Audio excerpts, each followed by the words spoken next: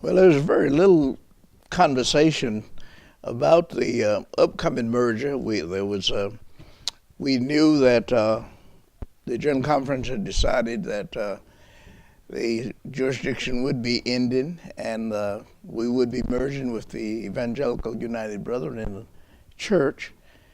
But we were dealing more with the 60s, so I would think that in my mind and in many of the others, delegates, that we went to Legion Lusker wondering with great apprehension about what was going to take place there and how we would be received.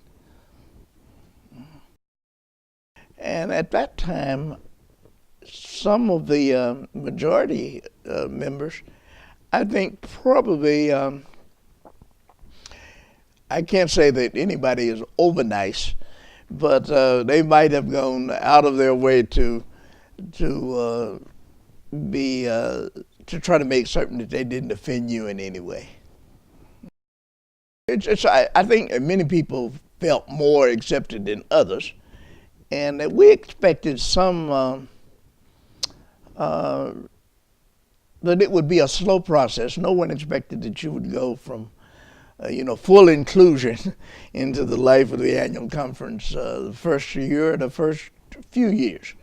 But as time passed, you got to know some people much better than others, and began to feel at home. And I think it was the intentions of the district leaders, many of them, and Bishop Hunt in the early years, to try to make certain that those of us who had come to the conference from the central jurisdiction were very much a part of the life of the annual conference and felt included. Matter of fact, at the very first session of the Western Conference that we attended, Bishop Hunt invited Bishop Edgar Love, who had been the bishop of the Baltimore area in the old black conferences. So seeing Edgar Love and others as a part of the service and being included was helpful, certainly for pastors. Even in 1939, when the church merged, most of the African American delegates voted against merger.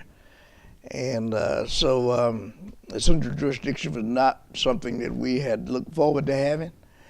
And it was sort of coming together of the elimination of that jurisdiction. Actually, the central jurisdiction, it dissolved over a period of years. The first black church that left the central jurisdiction left actually in 1956.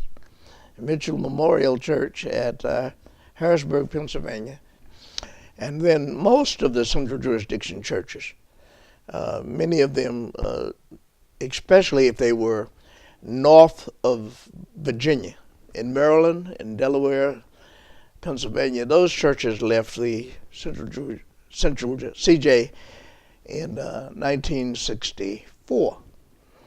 And then the upper South, I'd say, churches left the CJ in 68. That's Tennessee, Kentucky, North Carolina, Virginia.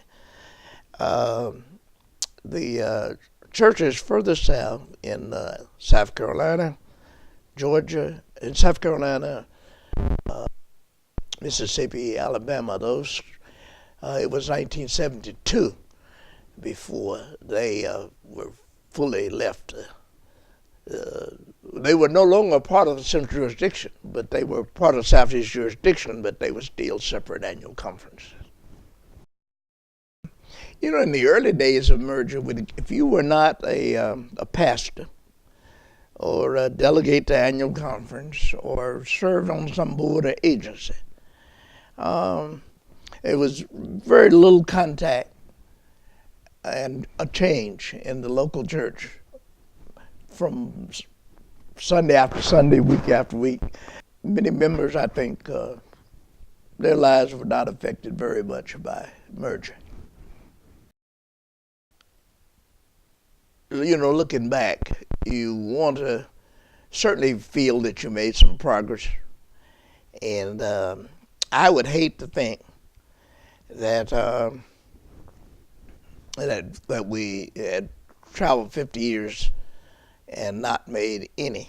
And I hope that for the future, that even if we have a special session of the General Conference next year and make decisions about the future of the church, that we will realize that we have faced difficult, critical times, that we didn't fully understand everything before. We split, went our ways for a while, and then we got back together. And I hope that it will inform us that we will not hastily make any decisions that we will later look back upon and you said, why in the world did they split in the 21st century? That there's some ways in which we can work this out.